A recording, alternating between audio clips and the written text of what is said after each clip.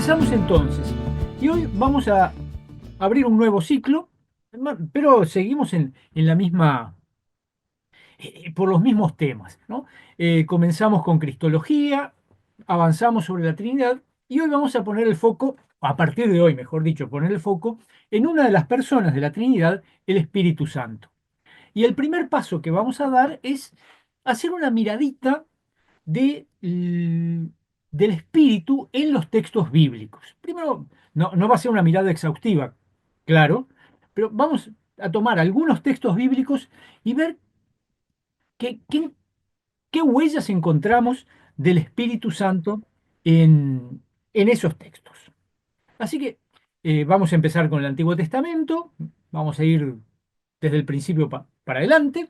Así que el primer, y todos van a ver que son textos que los conocen, que los han leído, algunos son textos inclusive que se leen en la liturgia, no me pregunten de qué año, si es el ciclo A, B o C, pero también son textos que se leen en la liturgia. El primero que vamos a arrancar es Números, el libro de los Números, capítulo 11. ¿No? Si alguno tiene buena memoria, ya está pensando en lo que es, ¿no? Es un texto interesante, el Números 11. Y vamos, si alguien tiene la amabilidad y quiere, leer el texto de 11, versículos 16 y 17, y luego saltar, ¿no? Porque en realidad el 16 y 17 son unas instrucciones que da el Señor, y el cumplimiento de esas instrucciones son los versículos 24 al 30. El cumplimiento y lo que sucede, ¿no? Ahí está la anécdota central de este texto. Números 11.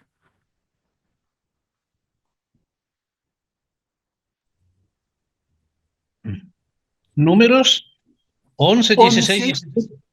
16, 17 y luego 24 al 30. Leo. Por favor. Pero el Señor le contestó: reúneme a 70 ancianos israelitas, de los que sepa que tienen autoridad entre el pueblo, y tráelos a la tienda del encuentro, y que esperen allí contigo. Yo bajaré y hablaré allí contigo, y tomaré una parte del espíritu que tú tienes, y se le daré a ellos, para que te ayuden a sobrellevar a este pueblo, y no estés solo. 24 al 30. Exacto. Moisés salió y contó al pueblo lo que el Señor le había dicho, y reunió a 70 ancianos israelitas y los colocó alrededor de la tienda. Entonces el Señor bajó en la nube y habló con Moisés. Luego tomó una parte del espíritu que Moisés tenía y se lo dio a los 70 ancianos. En cuanto el espíritu reposó sobre ellos, comenzaron a hablar como profetas. Pero esto no se volvió a repetir. Dos hombres, el uno llamado Eldad y el otro Medad, habían sido escogidos entre los 70, pero no fueron a la tienda, sino que se quedaron en el campamento. Sin embargo, también sobre ellos reposó el Espíritu, y comenzaron a hablar como profetas en el campamento. Entonces un muchacho fue corriendo a decirlo a Moisés: Eldad y Medad están hablando como profetas en el campamento. Entonces Josué, hijo de Nun, que desde joven era ayudante de Moisés, dijo: Señor mío, Moisés, prohíbelos que lo hagan. Pero Moisés le contestó: ¿ya estás celoso por mí? Ojalá el Señor diera su espíritu a todo su pueblo y que todos fueran profetas. Entonces Moisés y los ancianos de Israel volvieron al campamento. Muchas gracias. Bueno, el texto, sí, lo conocen, ¿verdad? Es el de esta historia de Eldad y Medad, que pese a no haber estado en donde debían estar porque eran parte del grupete, igual reciben este espíritu. Pero vamos a hablar un poquito del contexto de este texto. Eh, Está en el marco de esto, a partir de este capítulo 11 hasta el 17, tenemos, es parte de la historia del desierto, y tenemos una serie de episodios de rebeldía del pueblo, ¿no? Que se ponen a quejarse, se apartan, les va mal, ¿no? En todas estas cosas, ¿no? Cuando andan ahí pataleando contra el Señor. Lo que está justo antes, con lo que arranca el capítulo 11, es esta historia de que se ponen a lloriquear porque quieren carne. Están tan hartos del maná, ¿no? De este maná, este pan del cielo que han tenido, pero quieren carne. Y si se acuerdan por ahí, no, a ver si lo encuentro. Ah, sí, ya lo veo. El versículo 5 que dice, nos acordamos del pescado que comíamos en Egipto gratis, de los pepinos, de los melones, los puerros, las cebollas y los ajos, ¿no? Claro, todo esto, ¿no? El maná es una reverenda porquería. Queremos carne, queremos, sí, sí, un buen guiso. Confieso que en casa, si no hay cebolla y ajo, se complica cocinar sin cebolla y ajo. La comida es más gustosa. En eso les doy la razón. Pero se habían puesto a lloriquear contra Dios, ¿no? Y ahí pasé, y van a ver que esto hasta el 17 es repetitivo. Y es en respuesta, ¿no? Al desaliento que esto le genera a Moisés, ¿no? Moisés, que ante esto, que está tanta queja, tanto lloriqueo, se siente desalentado en su misión, en su liderazgo, y nuestro texto es justamente la respuesta de Dios a esta situación, ¿no? Y ¿qué va a ser la respuesta de Dios? Bueno, esta convocatoria a esta elección de 70 ancianos, ¿no? Es importante, después vamos a ver qué implicancias tienen de estos 70 miembros de esta gran comisión, ¿no? O grupo, o parlamento, como quieran.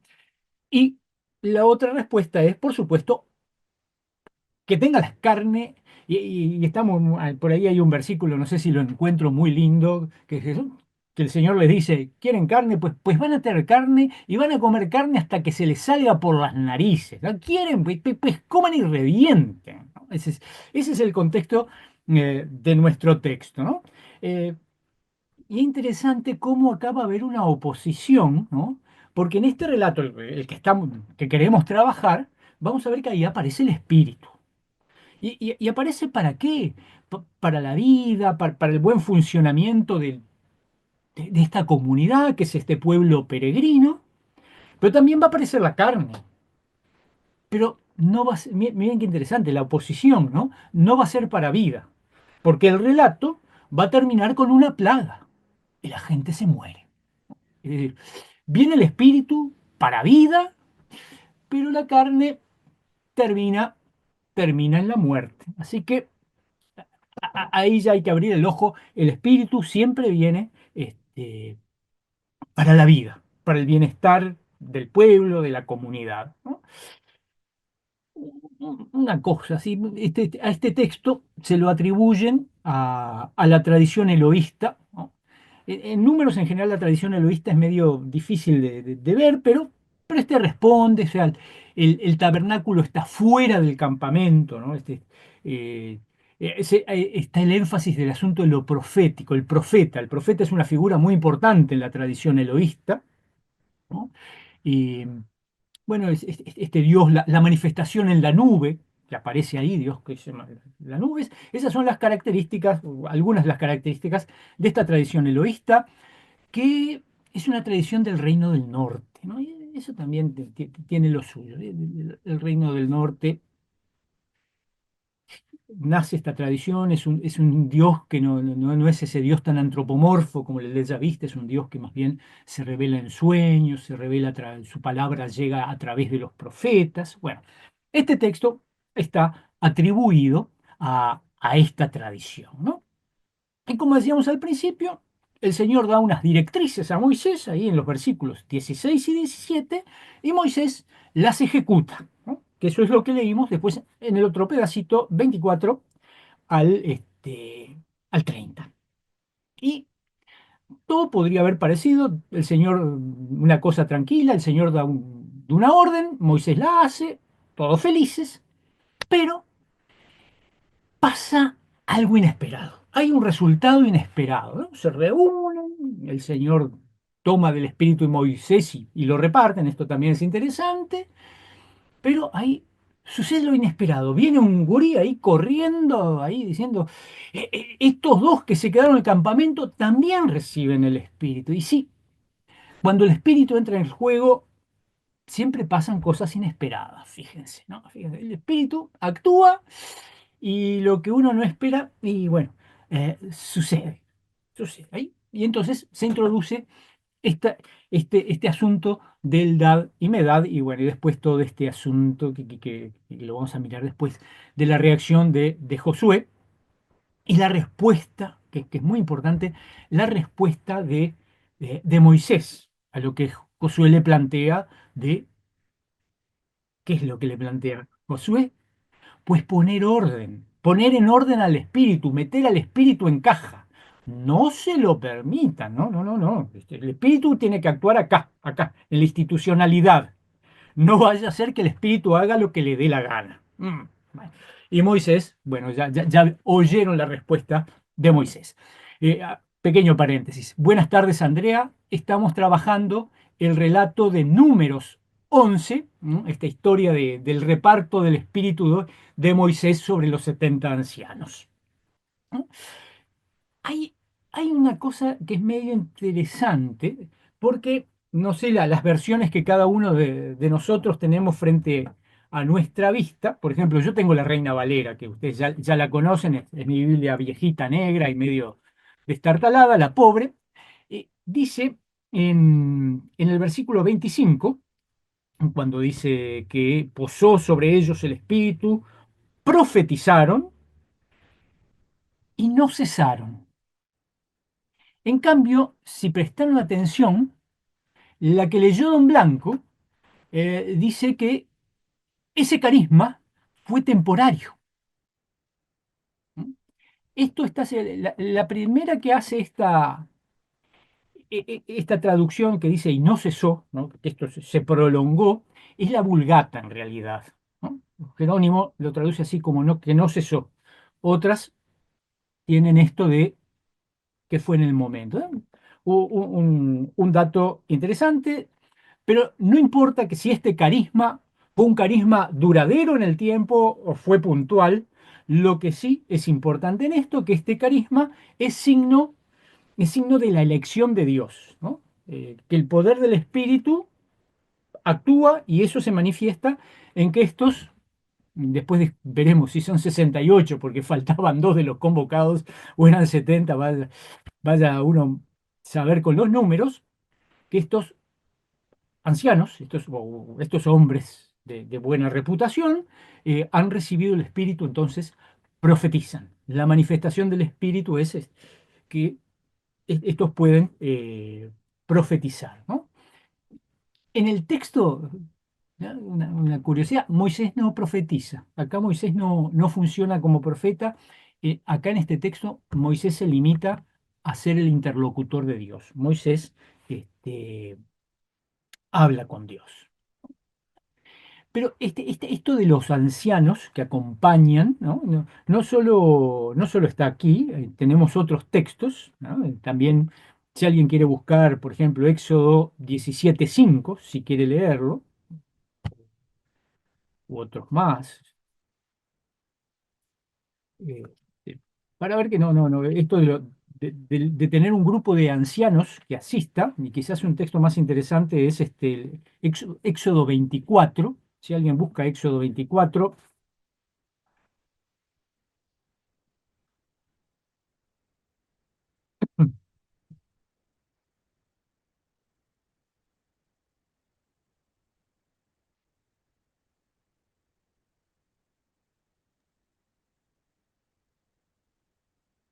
Éxodo Ahí, ¿lo tiene? 17:5. ¿Perdón? Sí, sí, 17:5 adelante, adelante, esto. 17:5. Dale. Y Jehová dijo a Moisés: pasa delante del pueblo y toma contigo de los ancianos de Israel, y toma también en tu mano tu vara con que golpeaste el río, y ve. O sea, esto de que a Moisés lo acompaña un colegiado, un colegio de 70, no es una cosa solo de nuestro texto. Alguien tiene 24, ¿Qué versículo es? uno y Eh, dos, ahí al principio del 24 de ah, Éxodo. el mismo capítulo Sí. No, no, del capítulo 24, 24. Ah, está. Éxodo. El Señor le dijo a Moisés, sube con Aarón, Nadab y Abiú, y con 70 de los ancianos de Israel, al lugar donde yo estoy, pero quédense a cierta distancia y arrodíllense allí. Bien, ¿no? O sea, nuevamente tenemos Moisés, los sacerdotes, los 70 ancianos, bueno, pero en la presencia de Dios va a ir solo Moisés. Digamos, este cuerpo colegiado se va a quedar respetuosamente a prudente distancia. Y también hay otro texto muy interesante, no lo vamos a leer porque habría que leer todo el capítulo, pero de seguro que ustedes también conocen la historia, que está en el capítulo 18 del Éxodo, que responde a este nombramiento de 70 ancianos, pero desde otra tradición. Ahí el nombramiento de los 70 ancianos en Éxodo 18 es el consejo que el suegro de Moisés, que ahí está llamado como Jetro, porque en otra tradición aparece con el nombre de Rehuel, por las dudas, ¿no?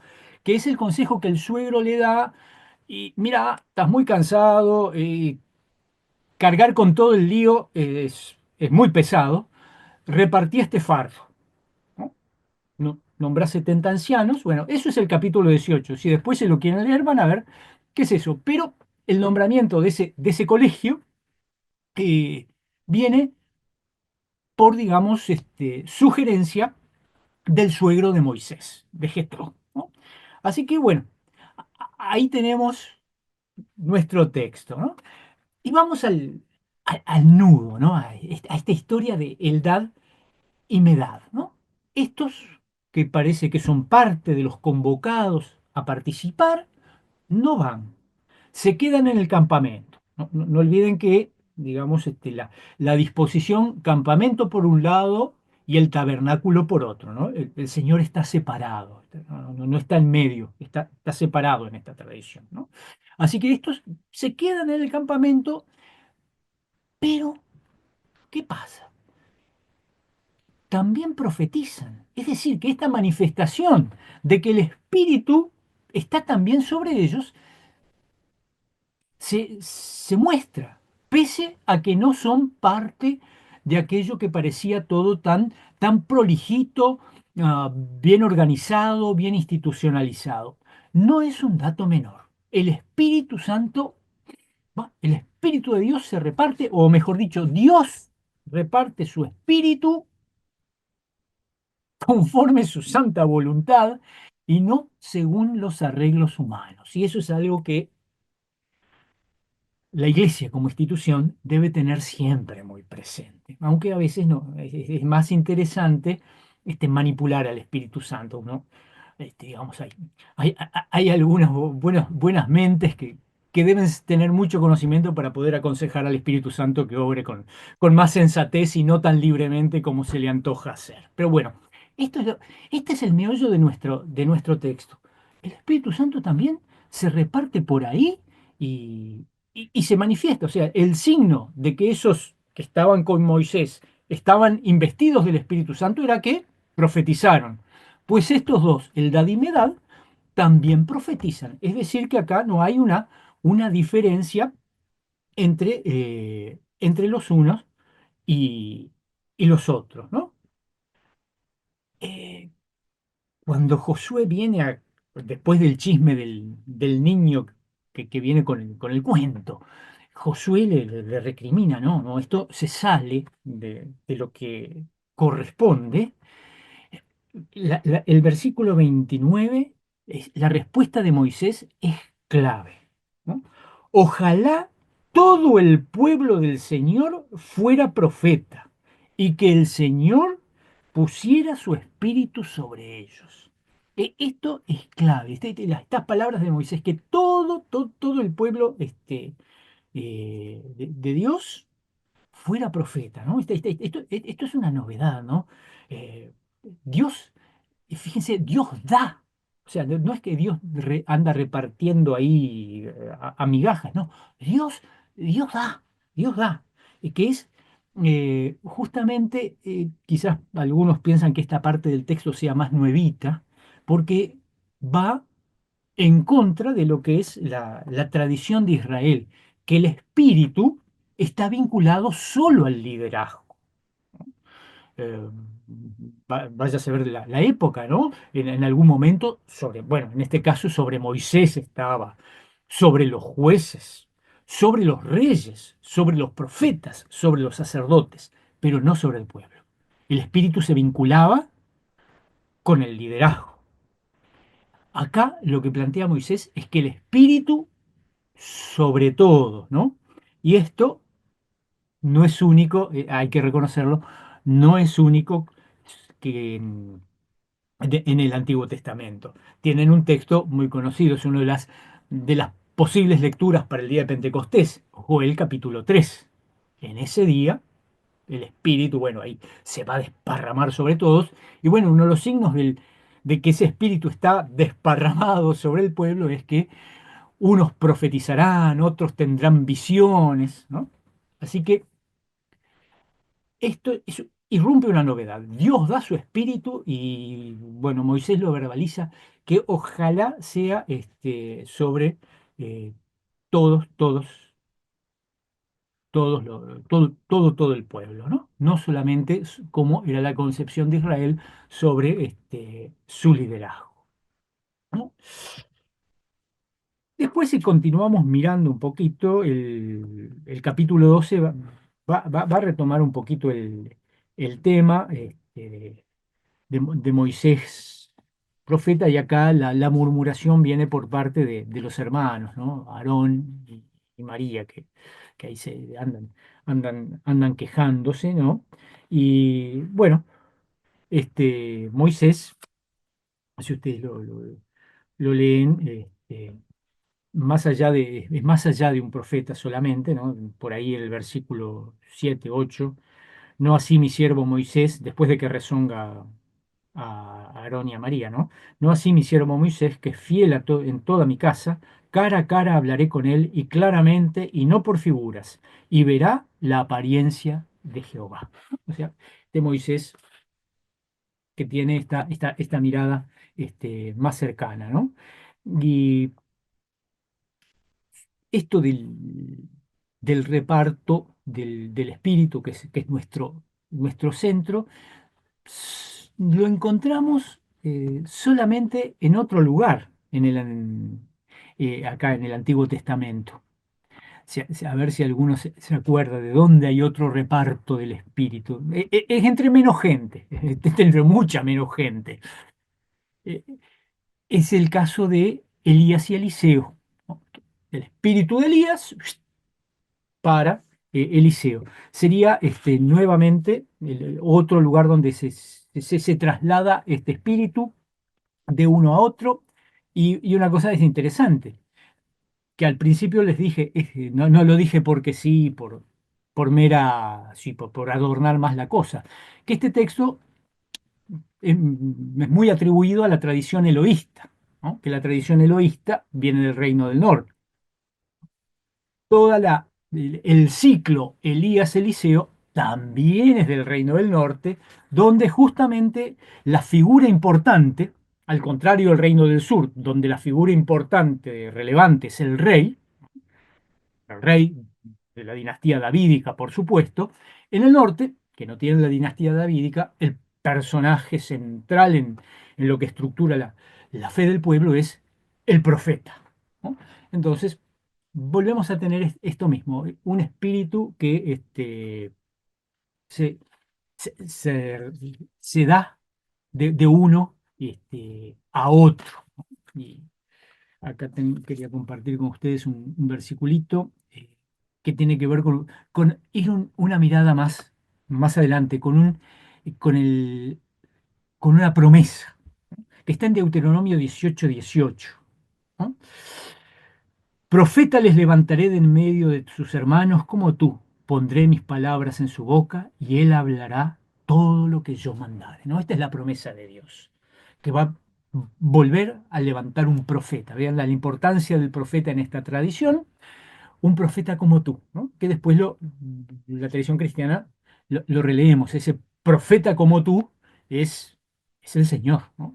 Que hablaré cara a cara con él, ¿no? Entonces, otro dato importante que surge de esto es que este espíritu se puede repartir, no es una cosa monolítica, se reparte generosamente. Y no es que, bueno, a cada uno le toca una parte alícuota del espíritu y por lo tanto tiene un pedacito. No, todos profetizan por igual. Es decir, que todos tienen el todo pese al reparto, ¿no? O sea, esto también es un dato importante. No es que es un pedacito, una participación en el espíritu. Es la plenitud del espíritu también. Los 70 tienen la plenitud del espíritu porque todos profetizan por igual, no tienen una porción, ¿no? Interesante esto que se reparte, pero igual repartido sigue siendo pleno, ¿no? Vean qué dato interesante. Bueno, ¿cómo ha funcionado este relato para cerrar un poquito esta primera mirada de este espíritu que sorprende por un lado, porque hace lo inesperado, que se manifiesta fuera de los marcos que los seres humanos ponen, que este espíritu que es totalmente libre, que se reparte sin merma, ¿no? Que se reparte que es reparto pero es plenitud, ¿no?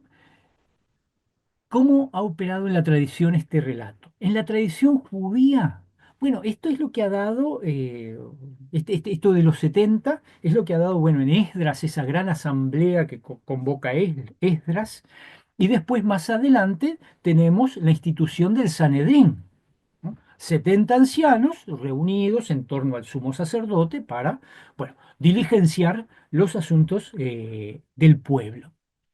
Lo que es interesante es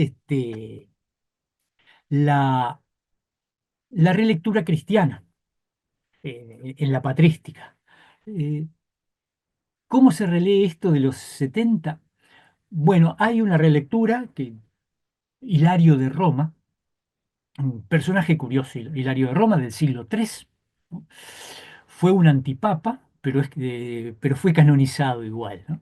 Eh, es interesante eso, pero bueno, anécdota. Eh, Esto lo ven como imagen del obispo con el colegio de presbíteros. ¿Mm? Moisés y los 70, el obispo con el colegio de presbíteros. Bueno, esta es la forma en que este pasaje, digo, esto ya es más dato para agregar un poquito más de conocimiento de cómo ha visto la tradición.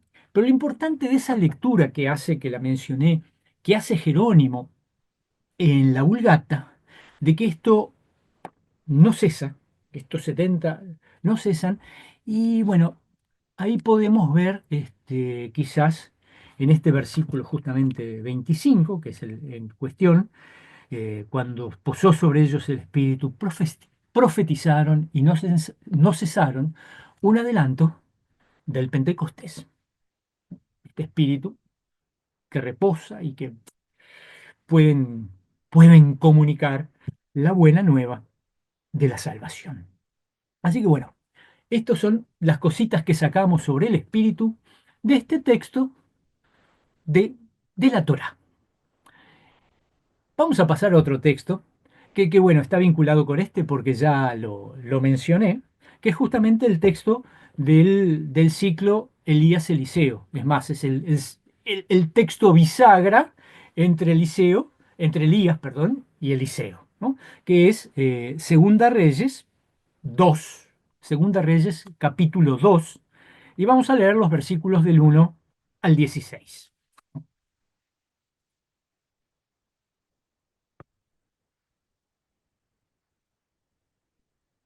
Si alguien tiene la buena voluntad de hacerlo, se agradece.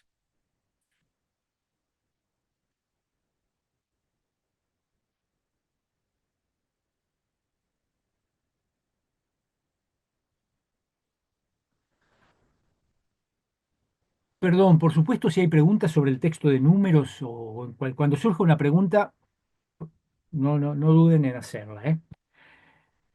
Si no, vamos con Segunda Reyes, Del 1 al 16. del 1 al 16. Cuando llegó el momento en que el Señor iba a llevarse a Elías al cielo en un torbellino, Elías y Eliseo salieron de Gilgal.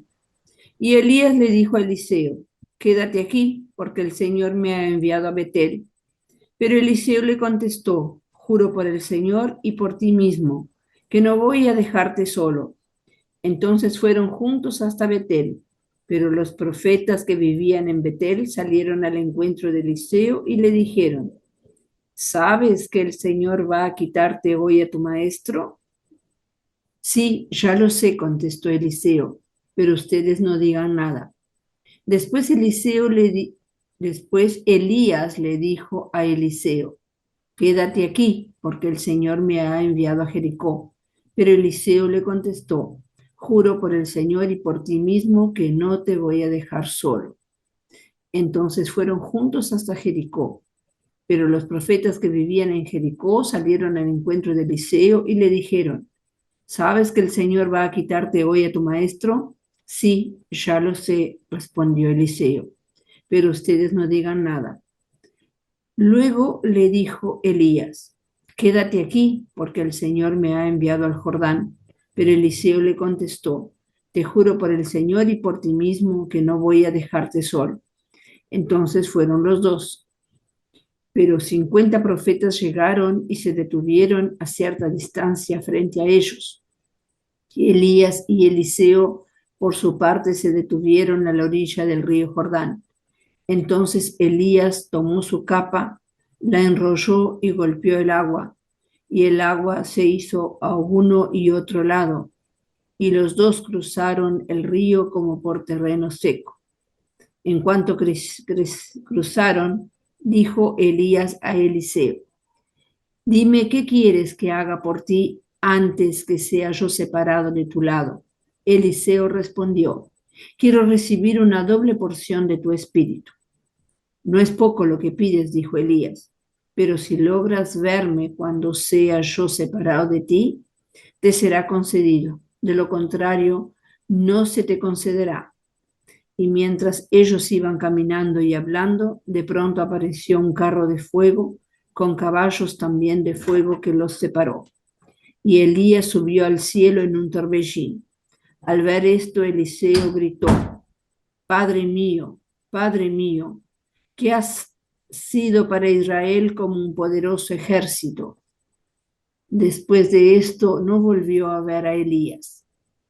Entonces Eliseo tomó su ropa y la rasgó en dos. Luego recogió la capa que se había caído a Elías y regresaron al Jordán y se detuvo en la orilla.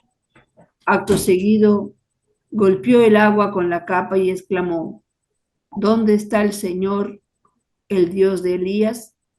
Apenas había golpeado el agua cuando ésta se hizo a uno y otro lado, y Eliseo volvió a cruzar el río. Los profetas de Jericó que estaban enfrente dijeron al verlo: el espíritu de Elías reposa ahora en Eliseo. Fueron entonces a su encuentro e inclinándose ante él le dijeron: mira, entre nosotros, tus servidores, hay 50 valientes. Deja que vayan en busca de tu maestro, no sea que el Espíritu de Dios lo haya alzado y arrojado sobre alguna montaña o en algún valle. Pero él le dijo: no manden ustedes a nadie. 16. Muchas gracias. Bueno, bueno, el texto también no es un texto desconocido, eh, y es justamente la bisagra entre el ciclo de Elías y el ciclo de Eliseo, ¿no? El ciclo de Elías arranca desde el capítulo 19, 17 de Primera Reyes, y tiene una interrupción ahí a mitad del capítulo 19, y luego se retoma en el capítulo 1 de Segunda Reyes, y bueno, sigue justamente hasta acá, ¿no? y acá termina el ciclo de Elías y comienza el ciclo de Eliseo bueno, se va a desarrollar por los capítulos siguientes, ¿no? Eh, Estamos, esto es, digamos, en el siglo IX, siglo VIII antes de Cristo, y ambos profetas, estamos en el Reino del Norte, ¿no? Ambos profetas, ¿no? Se acuerdan de Elías, ¿no? ¿Qué rey fue el que tuvo tires y aflojes con Elías, ¿no? El rey Acab, ¿no? El rey Acab y la reina Jezabel, ¿no? Eh, Justamente tienen ambos personajes parecidos, ¿no? En ambos ciclos tienen cosas parecidas, pero también cosas que los distinguen, ¿no? Eh, Los propios personajes. Elías es un personaje solitario. Elías es solitario, eso sí, es un firme defensor de, digamos, de los derechos de Dios sobre Israel frente a la idolatría, ¿no? Tardes, No sé pastor. ¿sí? No, le decía buenas tardes. Ah, buenas Eh, tardes. Buenas tardes. bien, No, todo recién. no puedo decir alegría de verlo porque no aparecen en pantalla, pero no importa. Igual me alegra escucharlo.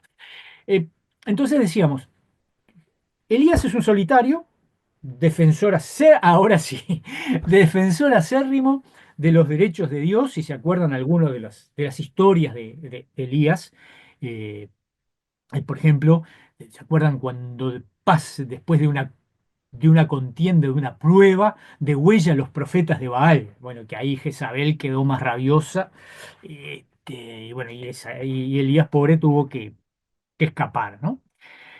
Y lo que se contrasta con Eliseo. Eliseo, por el contrario, Eliseo no es un solitario, Eliseo vive en la ciudad, en Samaria, y es una cosa interesante. Elías siempre estuvo ahí contendiendo, pero Eliseo no. Eliseo evidentemente tenía acceso a la casa real, ¿no? Vean un poquito más adelante, capítulo 4 versículo 13, si alguien lo quiere leer, si no lo leo yo. El que va a hablar ahí es el sirviente de Eliseo. ¿Alguien quiere leerlo?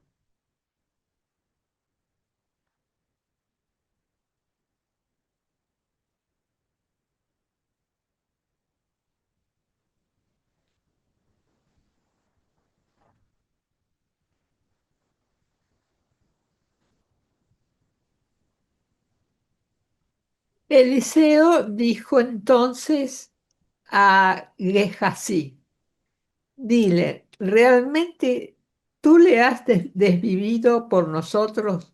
¿Qué se puede hacer por ti? ¿Necesitas una recomendación para el rey o el jefe del ejército? Ella respondió: me siento muy bien donde estoy en medio de mi gente. Bien, esto es parte de la historia de la tsunamita.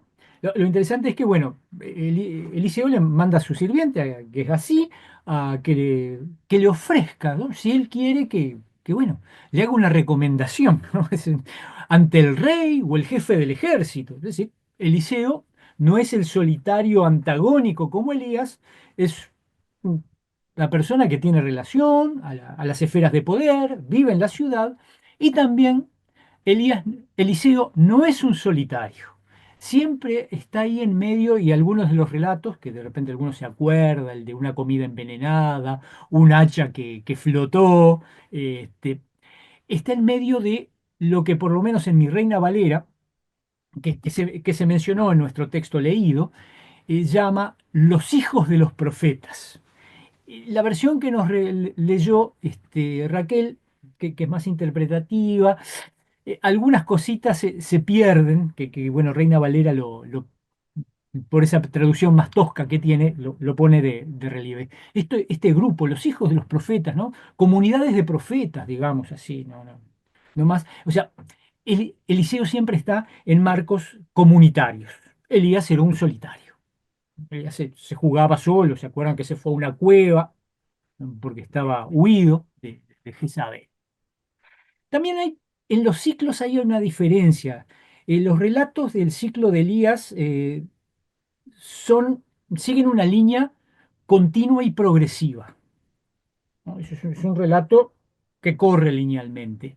En cambio, el de Eliseo es ahí un rejunte de distintas anécdotas y con con un carácter más popular, ¿no? Incluyendo cosas más, más fantásticas, más milagrosas, ¿no? Como ese asunto del hacha que flotó, o cosas por el estilo, que ese tipo de cosas no aparecen en Elías, ¿no? Así que bueno, esas son las diferencias entre uno y otro ciclo, porque el texto que leímos es justamente el punto donde de Elías pasamos a Eliseo. Vamos a ver este texto, que es un texto que realmente está armado con gran esmero. Es un texto digno de ser leído y de ser analizado, ¿no? Hay una pequeña introducción narrativa, así que nos ubica. Yo leo Reina Valera, perdón. Aconteció que cuando quiso Jehová alzar a Elías en un torbellino al cielo, ¿no? Nos marca el momento de nuestro relato, nos introduce en nuestro relato. Y luego de esto van a venir en los versículos, lo que sigue del 1, la colita que me faltó leer del 1 hasta el 6, tres, tres pequeñas, tres pequeños bloquecitos con una estructura muy parecida, pero que va cambiando el escenario y van a ver, ¿no? Este, es, en los tres tenemos Elías eh, anda caminando con Eliseo, ¿no? Elías le pide que bueno, quédate, que yo tengo que seguir. Eliseo que se niega, ¿no? Los tres pasa lo mismo, ¿no? La primera es, Elías venía con Eliseo de Gilgal y dijo Elías a Eliseo, quédate ahora aquí, porque Jehová me ha enviado a Betel. Y Eliseo dijo, vive Jehová y vive tu alma, que no te dejaré. Entonces se fueron juntos a Betel. La siguiente que tiene los mismos elementos, va a aparecer uno nuevo, que aparece en la tercera también. Es, y saliendo a Eliseo, acá aparecen los hijos de los profetas, saliendo a Eliseo los hijos de los profetas que estaban en Betel, le dijeron, ¿sabes que Jehová te quitará hoy a tu señor de sobre ti? Y él dijo, sí, ya lo sé, callad. Y de vuelta se repite lo mismo. Elías le volvió a decir, Eliseo, quédate aquí, porque Jehová me ha enviado a Jericó. Y él dijo, vive Jehová y vive tu alma, que no te dejaré. Vinieron pues a Jericó. Y el tercer bloquecito, que sigue la misma estructura, de vuelta con los hijos de los profetas. Y se acercaron a Eliseo los hijos de los profetas que estaban en Jericó y le dijeron, ¿sabes que Jehová te quitará hoy a tu señor de sobre ti? Él respondió, sí, ya lo sé, callad, ¿no? Y Elías le dijo, te ruego que te quedes aquí porque Jehová me ha enviado al Jordán. Y él dijo, vive Jehová y vive tu alma, que no te dejaré. Fueron pues ambos, ¿no? Así que vieron cómo después de esta introducción, estos tres bloquecitos repetitivos, pero que de alguna manera va progresando para llevarnos a la parte central de nuestro relato. Es interesante cómo en la segunda y la tercera aparece la comunidad de los profetas y en ambos casos el mandato de esto no hablemos, de esto no se habla, ¿no? Y la tensión va escalando y también en la medida que también se va pidiendo silencio. Y ahora esto nos preparó para la escena central del relato, que son los versículos del 7 al 14, y que ocurre junto al Jordán. De Gilgal se han desplazado por Betel, Jericó y Jordán, ¿no? La primera parte, ¿no? Es un diálogo de Elías con Eliseo, ¿no? Dos versículos eh, después de la introducción de que los 50 de estos del grupo de los profetas, están ahí como espectadores, ¿no? Y aparece en el versículo 8 un gesto que va a hacer Elías, que hay que tomar nota del gesto, que es esto del golpear con el manto el agua y pueden cruzar el vado del Jordán tranquilamente, ¿no? Pasaron Elías y Eliseo en seco al otro lado, y este grupo de los profetas queda ahí del otro lado como espectador. Luego viene este diálogo, ¿no? Versículos 9 y 10, que es el que en donde Elías le dice, bueno, ¿qué querés? ¿No? ¿El qué querés? Y la respuesta es el asunto de la doble porción de tu espíritu. Y bueno, la respuesta es, bueno, si me ves cuando me voy, sí, y si no, no. Versículo 11, que ese sí, es el centro del relato, que es el arrebatamiento de Elías, ¿no? Y aconteció que yendo ellos y hablando, he aquí un carro de fuego con caballos de fuego apartó a los dos, y Elías subió al cielo en un torbellino. ¿No? Este es el centro, ¿no? El rapto de Elías. Y luego viene la, la, la- la- la conclusión de esto, que es la reacción de Eliseo, ¿no? Padre mío, y es mucho más bonita la expresión que aparece en Reina Valera que la diosa habla hoy, como es carro de Israel y su gente de a caballo, ¿no? Este fue el texto que se usó en la homilía fúnebre de Lutero, dicho sea de paso, dato al margen. Un dato al margen. Carro de Israel y su gente de a caballo. Y nunca más se le vio y tomando sus vestidos lo rompió en dos partes. Y acá se cierra y, como les dije, presten atención a esto del versículo 8. ¿Qué es lo que va a pasar ahora en el versículo 13? Eliseo ahora va a recuperar el manto de Elías y ¿qué va a hacer? El mismo gesto, golpear las aguas y abrir.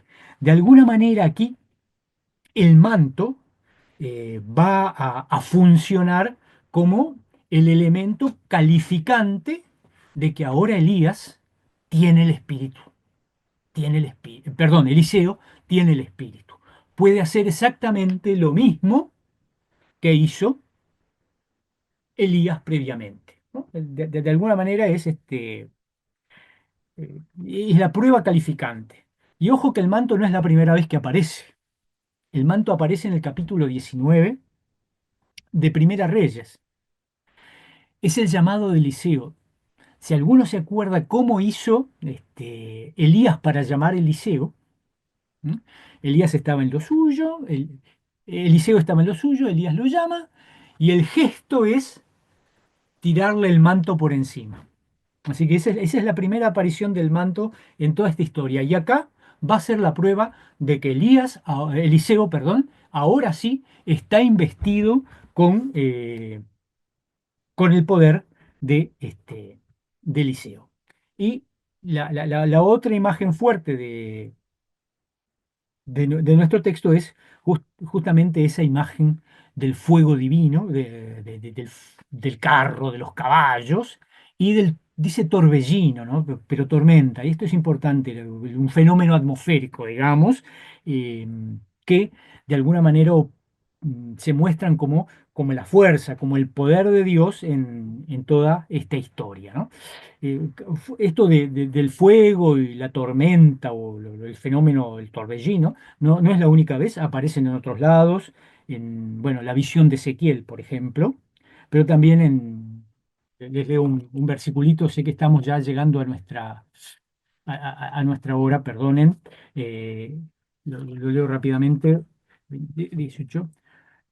Todo el pueblo, Éxodo 20:18, todo el pueblo observaba el estruendo y los relámpagos, y el sonido de la bocina, y el monte humeaba, y viéndolo el pueblo temblaron y se pusieron de lejos, ¿no? Esto de la tormenta, todo esto como imagen de el poder divino, ¿no? Lo interesante es este asunto de este Elías arrebatado, ¿no? También porque va a jugar en la tradición, ¿no? Elías que no ha conocido la muerte, al igual que algún otro personaje, como Enoc, por ejemplo, y que de alguna manera se va a constituir en un precursor del Mesías, tal cual lo encontramos al final de Malaquías.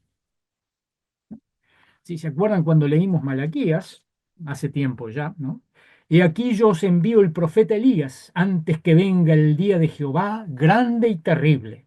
Él hará volver el corazón de los padres hacia los hijos y el corazón de los hijos hacia los padres, no sea que yo venga e hiera la tierra con maldición, ¿no? Y de hecho, bueno, acuérdense los relatos del Evangelio, cuando, ¿quién soy? ¿Quién dice la gente que soy? Elías, ¿no? Debe ser Elías, ¿no? Porque es el precursor, el que viene, ¿no? U otro de los profetas, claro, dicen, ¿no? Y lo mismo la figura del Bautista, tan calcadita de la figura de ese mismo, con las mismas características, un solitario, austero, vestido, o sea, que van al mismo sastre, ¿no? Que se visten de pelo de camello, ¿no? Y esa frugalidad en su comida, ¿no? No sé, ¿se animan a quedarse un par de minutitos más? No sé si es abuso. Bueno, si no es abuso, bueno. Lo importante en este texto, que, cerré la Biblia perdón, voy a volver a tenerlo enfrente mío, acá está, segundo libro de Reyes, es que la palabra espíritu aparece en nuestro texto 3 veces. ¿No? Aparece poquito, pero es interesante. En el versículo 16, vinculado con Dios, ¿no? Dice el 16, lo ha levantado el Espíritu de Jehová. Y las otras dos menciones está vinculado con seres humanos, con personas, ¿no? En el versículo 9, ¿no? Cuando le dice, te pido una doble porción de tu espíritu. Y por supuesto en el versículo 15, viéndolo los hijos de los profetas, dicen, el espíritu de Elías reposó sobre Eliseo, ¿no? O sea, 3 veces mencionado, una vez vinculado con Dios y las otras 2 veces con personas, ¿no? Si uno lee todos los ciclos de Elías y Eliseo de cabo a rabo, ¿no? Desde Primera Reyes hasta Segunda Reyes, va a encontrar que siempre se usa de la misma manera, o vinculado con Dios, o vinculado con personas, ¿no? Pero también aparece otras veces que está vinculado con justamente el fenómeno atmosférico, con el viento, ¿no? Como por ejemplo en Primera Reyes 18:45, que dice, y aconteció estando en esto que los cielos se oscurecieron con nubes y viento, y hubo una gran lluvia, y subiendo Acab vino a Jezreel. Claro, nosotros acá, lamentablemente, no sé si alguna otra Biblia tiene alguna otra mención, pero esto que aparece acá como viento es la misma palabra que usó en nuestro texto como espíritu. ¿Qué es la palabra? Ruach, la famosa Ruach, está acá, y acá está traducida como viento, ¿no? Como elemento así de fuerza de la naturaleza. No es en el único lugar, también un poquito después de nuestro texto, en el capítulo 3, porque Jehová ha dicho así, no veréis viento, ni veréis lluvia, pero este valle será lleno de agua y beberéis vosotros y vuestras bestias y vuestros ganados, ¿no? Nuevamente acá, este viento también es la misma palabra, también es ruach en el texto hebreo. Y, y lo que es interesante, que en ambos, acuérdense que en estos ciclos el asunto de sequías y eso está muy, muy metido, ¿no? El problema de las faltas de lluvias que agostan las tierras. En ambos casos, este viento, de esta tormenta, este fenómeno atmosférico natural, no queda limitado a solo el mero fenómeno atmosférico. Está vinculado con las lluvias que dan vida, porque hacen que la tierra sea fecunda y pueda producir vida para el pueblo, ¿no? Porque bueno, si van a estos textos van a ver que había sequía y la gente tenía hambre. Y entonces este viento está vinculado con esta lluvia que hace que las tierras puedan producir. Así que fíjense cómo esta vinculación, este espíritu que se vincula con Dios, que se vincula con las personas, también se vincula con la vida, ¿no? Y con una cosa muy amplia, con la vida del mundo, ¿no? Que hay que ver, porque no solamente el último texto que leí habla de que, bueno, vamos, la tierra nos va a dar trigo para hacer nuestro pan, sino también que las bestias van a poder subsistir, van a poder comer, va a haber pastura. Así que ya esto es un elemento muy interesante. El espíritu se vincula con Dios, la gente, personas concretas y también con la vida, con la vida del mundo, ¿no? Como detalle, así curioso para comentar, este asunto del el pedido de Eliseo. ¿Por qué doble porción? ¿No? Ese es un tema interesante. Algunos sostienen que esto tiene que ver con la prescripción legal que está en el Deuteronomio, de que al hijo mayor le tocaba el doble en la repartija de las herencias, ¿no? Como en todos lados, los asuntos sucesorios siempre son de lío y están preceptuados en leyes. Entonces, las leyes de Israel decían que al hijo mayor le tocaba la doble porción, ¿no? Eh, de todos modos, más allá de que esto sea o no, lo que es importante es que este espíritu no. El otro texto nos hablaba que es un espíritu que es divisible, que es repartible en plenitud. Y este nos habla de que es también, refuerza la otra parte, no la de reparto, porque acá no hay reparto, o sí, porque como digamos está medio vinculado con herencia, porque no se olviden lo que clama Eliseo, Padre mío, ¿no? Este, pero sí la transmisibilidad, y esto es importante, el espíritu no queda capturado por nadie, ¿no? Se sigue transmitiendo, el espíritu eh, sigue, sigue activo en la comunidad, aunque los que lo poseamos ya no estemos, ¿no? Dios nos ha ungido a todos con su espíritu, ¿no? Todos los creyentes, todos los bautizados, hemos sido ungidos con el espíritu. Y algún día vamos a dejar de estar aquí, pero no por eso va a dejar de estar el espíritu. Esto es muy importante. Elías ya no está, desaparece. Bueno, y si siguen leyendo van a ver que tanto le insisten que sí, vayan a buscar. Y después vuelven diciendo, no, no lo encontramos, no está más, no está más. Elías no está más, pero el espíritu sigue estando. Y está ahí presente, actuando en otro, en Eliseo. Y esto es importante. El espíritu no queda atrapado en ninguno. Por muy ricamente ungido con dones por el Espíritu que seamos, cuando ya no estemos, el Espíritu va a seguir actuando, ¿no? Este es otro tema sumamente importante, ¿no? Eh, y claro, ahora Eliseo está consagrado también de alguna manera, y el manto es el que nos da la sensación de que sí, tiene el mismo poder que Elías, eh, como profeta. Hay un detallecito, dice que Eliseo, perdón, Eliseas vio, ¿no? Eliseo ahora es un vidente, es un profeta, ¿no? Eh, en fin, eh, como conclusión de esto, bueno, el espíritu es algo que está en relación con las personas, con el mundo, mm, que es dinámico, que se mueve, que es como el viento, justamente, ahí queda, como el viento que se mueve y bueno, acuérdense de la charlita de Jesús con Nicodemo, con este asunto del viento que sopla por donde quiere, ¿no?